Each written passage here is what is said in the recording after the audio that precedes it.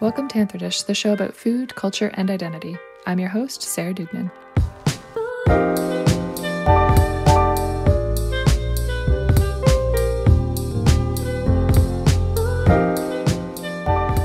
We've heard stories about how chicken nuggets are riddled with questionable ingredients, but what gets missed when looking at industrial meat production is those who process a nation's worth of meat and poultry, which are the immigrants working at places like Tyson meatpacking companies throughout Arkansas. My guest today is Alice Driver, who has written a haunting expose on the toxic labor practices experienced at Tyson, which is the largest meatpacking company in America. Alice is a J. Anthony Lucas and James Beard Award-winning writer from the Ozark Mountains in Arkansas. She is here today to discuss some of the central themes in her new book, The Life and Death of the American Worker, The Immigrants Taking on America's Largest Meatpacking Industry, which is out officially as of today through Simon & Schuster. She is also the author of More or Less Dead.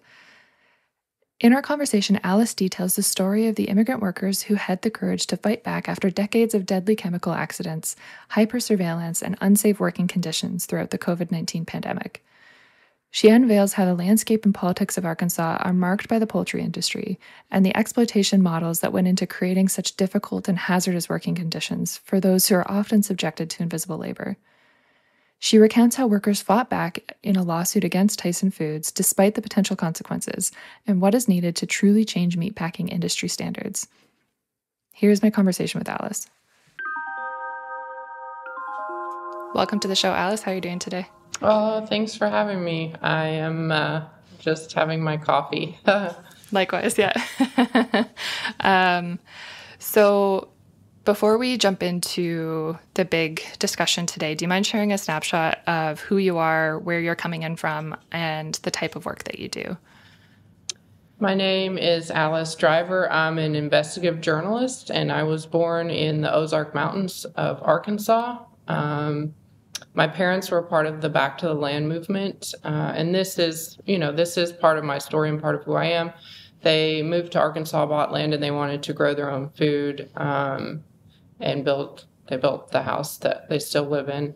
And I also grew up without a TV, so I read a lot of books, and I always wanted to be a writer. And I became an investigative journalist, and I work at the intersection of immigration and food systems. Awesome. Thank you for sharing. And I think that's something that really struck me throughout the book is just how your personal connection to the Ozark Mountains and Arkansas in general really kind of shone through in terms of like how you wrote about it, not just in terms of the workers, but the landscape and the political situation as well.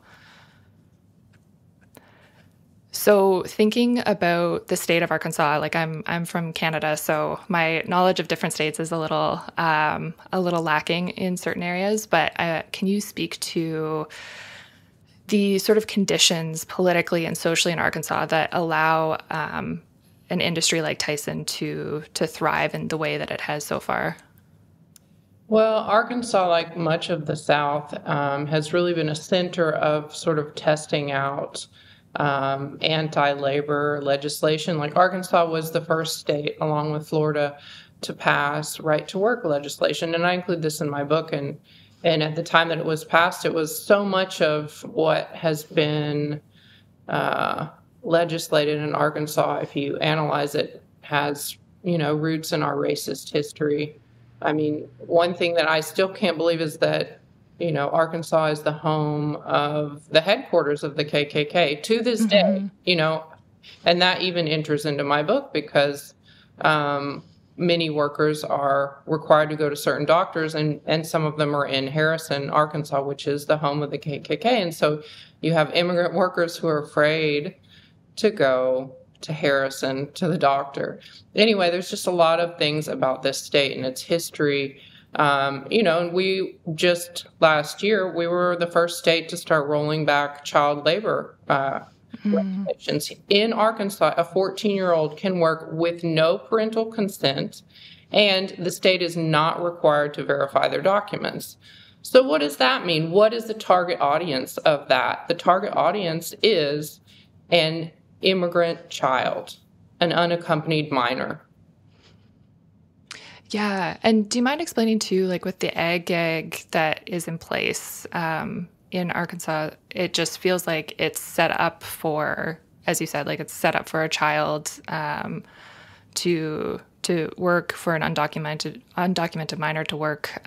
What does the ag gag kind of set up so that industry can get away with this the way that it is? Mm-hmm. Well, ag laws are pretty standard across the South and in many states that are, that have a strong meatpacking industry, for example. And so in Arkansas, what that means is that the law prohibits, for example, as a journalist, I never set foot on Tyson property. Let's say everyone said, go undercover. If I wanted to get a job at Tyson, it's also against the law to film, to take photos, or to enter the premises with the purposes of writing about the company. And then, so you have that officially, and then on the other side of that, you've got Tyson and workers saying that when they take a job, they sign a document saying that they will not speak to the media. So it makes it really difficult to have a basic conversation about what does this daily labor look like inside of a meatpacking plant. And in terms of, you first starting to look at this story and report on it, how did you get in touch with some of the workers? Like, what were some of the kind of challenges or like ethical considerations that you had to navigate in beginning this work? Well, I started this work in early 2020, actually right when the pandemic hit. My first thought was, because I'd been thinking about doing a meatpacking story for many years, was that workers were going to die, because in meatpacking, there will never be social distancing, because social distancing means lower production. And if the choice is, are we going to save workers, or are we going to save workers by lowering production, or are workers going to die because we need to maintain production? They're going to maintain production. That's what happened. So I was based in Mexico City for many years, and at the beginning of the pandemic, I was living there when I started reporting the story. So I was reporting it by phone, and I was reaching out to organizations in Arkansas that work with immigrants, and I said, look, I know that they cannot use their real names. So anybody who wants to speak to me anonymously, let them know that they can talk to me if they want to. If they don't want to, I understand, because I know the stakes of this. I know they will be fired. Many of them are undocumented. Many of them are supporting extended family here in the United States and in their home countries. And so any kind of retaliation on the part of the company, if they speak to me, I know the reality of that.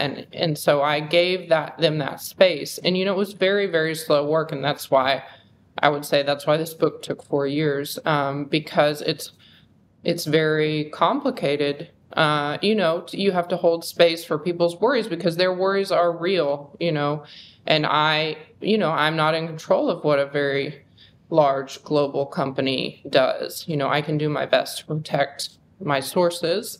And, as it stands, every single person in the book has a pseudonym except for people who are dead and people who no longer work at Tyson.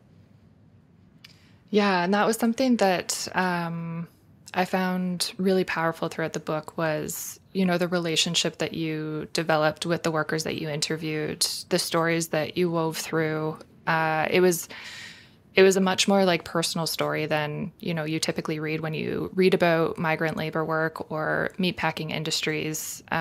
So in terms of like building those sorts of relationships, can you kind of speak to how that came about for you as well?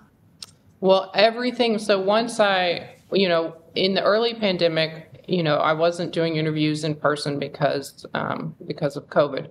But once I was able to, I was driving across Arkansas because I was really working. I live in Little Rock, and the communities I was working with were in Springdale, Rogers, and Green Forest primarily, which is, 3.5 hour drive from here. So I was driving across the state, and I worked with a photographer who's from Arkansas, and this was really important to me. I knew I wanted to document their daily lives and photograph their daily lives, because I have never seen a project about meatpacking workers, like photographs of them. And I'm not talking about in the plant or PR photos, or I wanted something that really showed like what, their gardening, their cooking, their children, their faith, which is something that was very important in the book. And so all of this work was done in person. I mean, so many of these workers, they're illiterate. They're not going to be texting me. They're not, or, they haven't paid their phone bill for whatever reason. A lot of my work was I would drive. I would, if they weren't home, I would wait outside, or I would like chat with the neighbors so a lot of it, I mean, it was deeply, deeply rooted in an in-person relationship. Which, especially during COVID, I'd imagine is a lot to navigate on both ends too. Mm-hmm. Yeah. Something that I thought was really powerful too in the book and in the cover is that you have these photographs, you have really vivid descriptions of hands as well, and hands in the photos, which I thought was like a really beautiful nod to, keeping people anonymous, but also the amount of work that goes into using your hands at Tyson as well.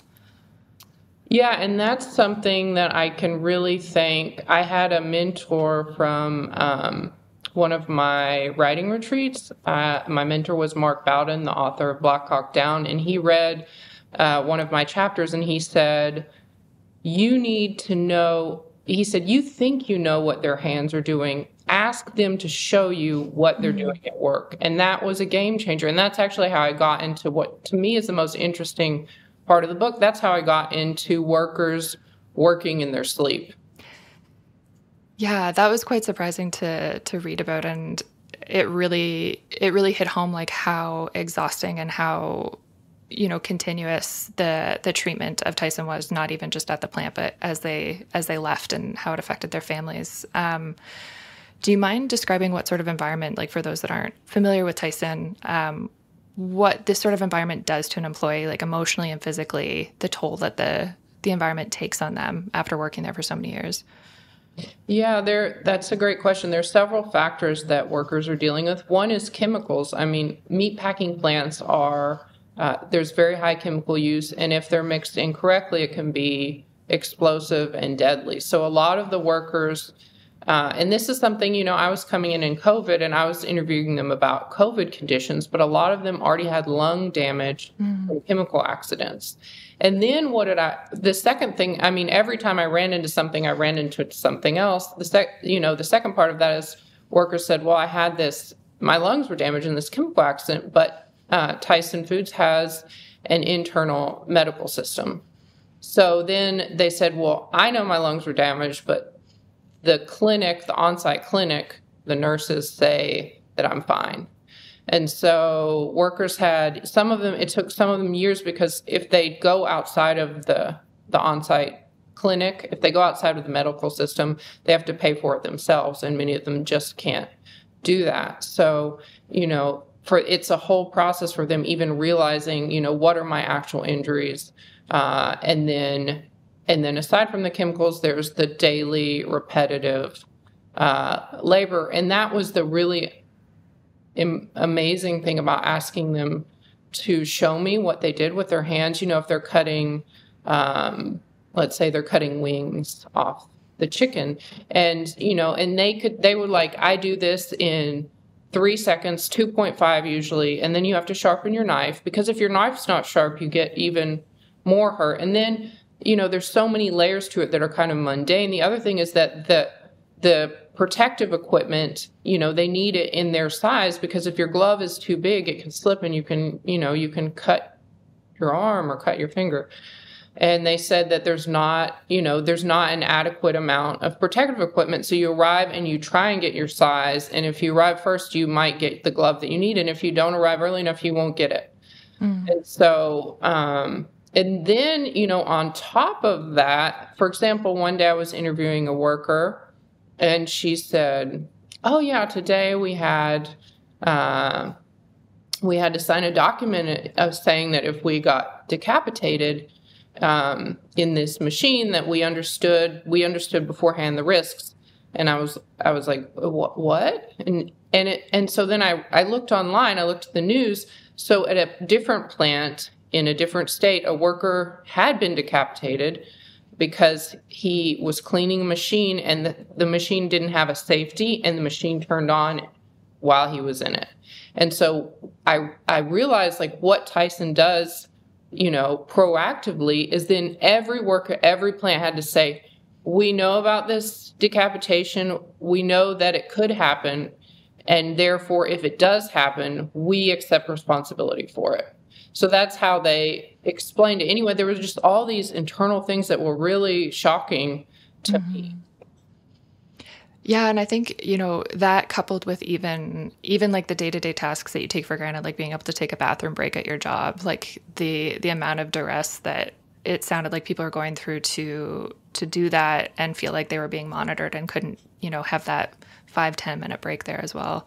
Mm-hmm. Yeah, the bathroom thing. And, a lot of these things, affect women and men in different ways. But, women were dealing with, not being able to go to the bathroom, being chased, being yelled at, and really being monitored, because any person who goes to the bathroom, that is time off the line, and that means lower production. And so it's interesting to me, like, the focus is like, we must keep every person on the line, whether they have to wear a diaper, whether they, whether they're sick, whatever's happening. And so part of what the on-site nursing system, and in the process of, in these 4 years, I got one nurse to speak to me. Oh, wow. Without her name, anonymously. But that's, I reached out to several, and I knew it was going to be, I've never found another interview with a nurse from Tyson's on-site medical system. And she did say, look, there is pressure for us. There are managers and supervisors that come into the room and opine on conditions, even though none of them are trained medical personnel, and there's pressure to just get people back to work. She said, we do our best. We do what we can. But it very much feels like an environment where there's so much pressure across everybody to continue the line working with the efficiency that it is. And I think a piece that I was, questioning through all of that is what sort of drives this demand for, this amount of meat packing to happen as well. Well, it's interesting because Kamala Harris just released her economic plan, and in it she touches on meatpacking. She says the concentrated power of the meatpacking industry, because part of the problem, I use Tyson as an example because it's the largest meatpacking company in the U.S., but there's a handful of companies, and they have been shown to, for example, what she mentions in her economic plan is that they've colluded on prices, so that actually the price of meat is higher for consumers. And then the flip side of that, which she does not mention in her plan, but I hope she will, is that they, suppress, the cost of labor, and also, they save money on labor conditions, on keeping workers safe. Yeah, and that was something that I found really interesting in what you're writing about, was that, it almost felt like it was a bipartisan agreement that these conditions persisted, and that meatpacking industries were so dependent on undocumented workers that, when you have all these discussions around anti-immigration that are coming up through the election, it's striking because it feels like the demand for these products is so deeply intertwined with needing undocumented workers in these places as well. Yeah, the demand, and, the company would not run without, the labor force is undocumented people, children, imprisoned people. They're really relying on vulnerable populations. And so at a time, in the United States, when for years we've heard rhetoric about the border crisis and how, migrants are pouring across the border, they are here and they are working for companies like Tyson, and they are upholding our food system. And instead of discussing how can we honor these workers who are doing the most dangerous job in the United States, how can we offer them, a way to work legally, because we clearly are relying on their labor. and especially, with a presidential candidate who is a felon, who keeps saying, these terrible things about migrants being criminals, when actually the opposite is he's the criminal, and they're here working because they're really hardworking.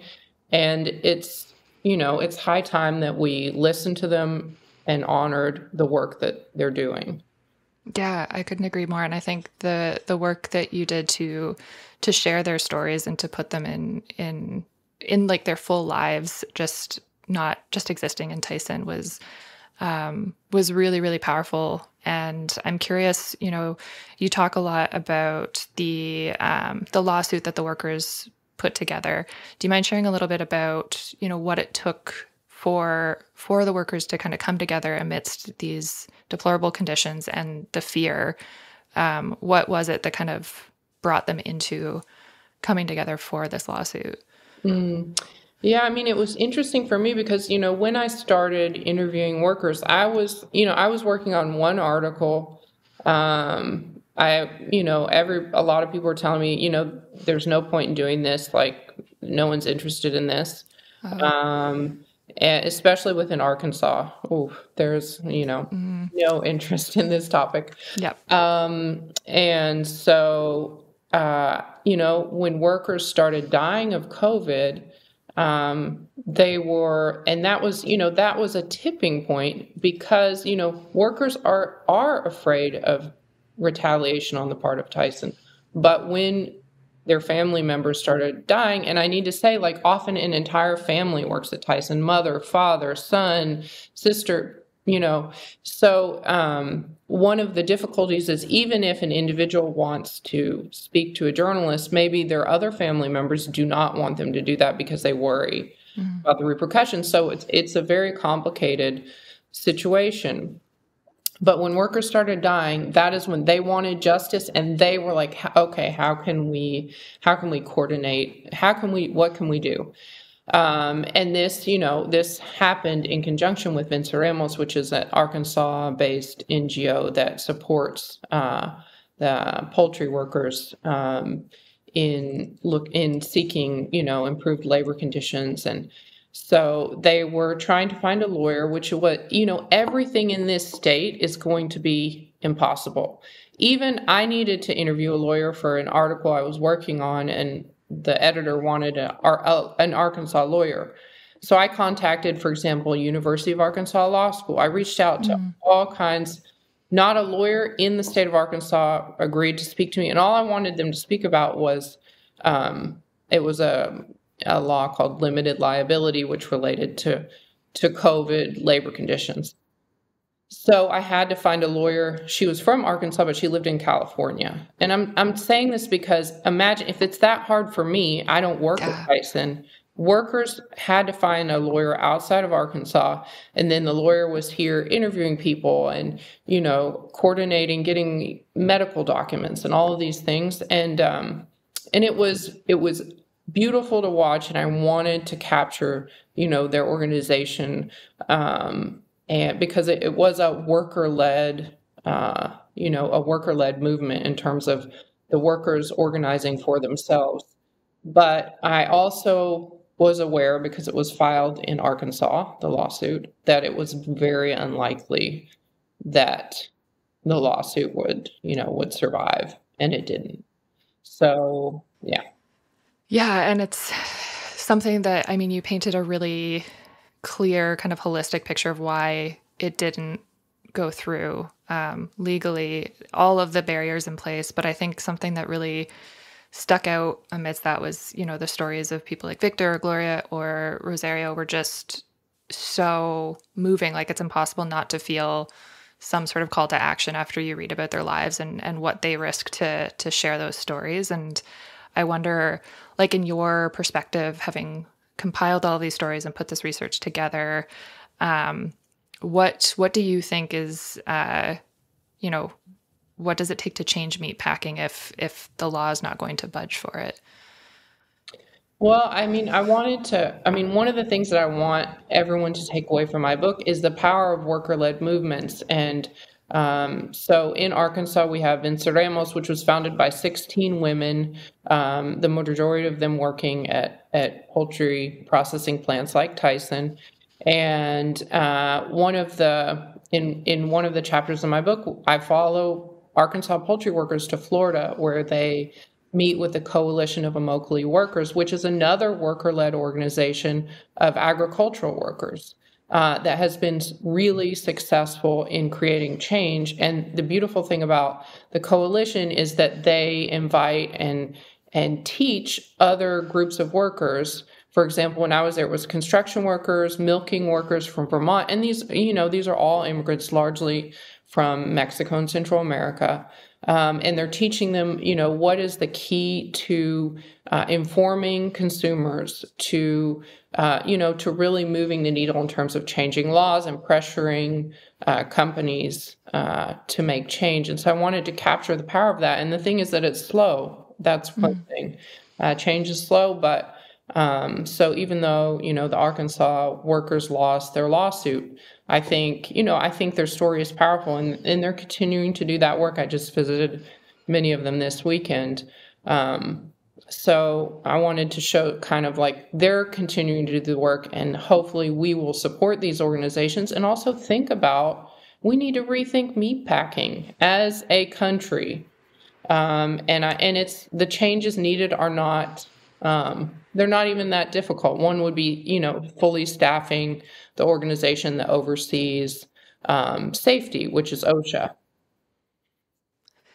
Yeah, yeah. And that was something, kind of hinted at the end of your book, where it feels like it's repeating with Beyond Meat. That was really surprising to hear that Tyson had acquired them as well. And it just felt like it just put everything into that bigger perspective of really thinking about where you get your food from, the amount of invisible labor that goes into that is, felt through these workers' families for generations as well. So, yeah, I really appreciate the amount of work that you did in putting this story together, so that people do have a sense of what that takes, and that hopefully that there's some momentum from that as well. Yeah, it was, it's definitely the hardest work that I've ever done. But I do believe that their stories will resonate with people in the US and beyond. Yeah, most certainly. I mean, yeah, as a Canadian, I feel like that completely shifted how I think about it. Like we're having discussions around migrant labor work up here as well, with out in BC, the climate change conditions, in Ontario as well. There's a lot of shifts happening to the legalities of undocumented work here for farmers, and how we're so deeply dependent on it. So it really pushes to explore that further, and to connect the dots a little bit more in terms of the food that we're eating as well. That these individuals who are upholding our food system in the U.S., that's 100% true, and that that's what we should be discussing, and honoring and thinking about, like, if we're relying on the immigrant labor that is coming across the border, including undocumented people, including children. We need to be discussing that, and we need to be discussing it with respect to the difficulties that they've faced and the work that they're doing for us. Yep, 100%. Well, Alice, thank you so much for taking the time. Do you mind sharing, before we wrap up, where people can find your book if they want to learn more, or any additional resources that you'd recommend people check out as well? Oh, thank you. My book will be out on September 3rd, and it is available at all major booksellers, Amazon, Barnes & Noble, Bookshop, if you want to support indie bookstores. And you can pre-order it, which would be lovely. And I'll also be visiting book festivals in Texas, Tennessee, and Florida. Awesome. Well, I wish you all the best in your book festival tours, and thank you again. It's been such an eye-opening book to read, and I really appreciate everything that you've done with that. Oh, thank you, Sarah. Thanks for taking the time to talk about the book. That was Alice Driver. I've linked her book, Life and Death of the American Worker, as well as her website in the show notes below if you want to follow along and learn more. You can also find all this at our website at anthordish.com under episodes. For more Anthordish, you can find us at anthordish.com or on Twitter, Instagram, or Facebook at Anthordish Podcast. Feel free to drop us a line and let us know what you think about the episode. I always welcome conversation and reflections on what you've been learning from the show. Anthordish is produced in partnership with the American Anthropological Association. Thank you so much for tuning in, and we'll catch you next week.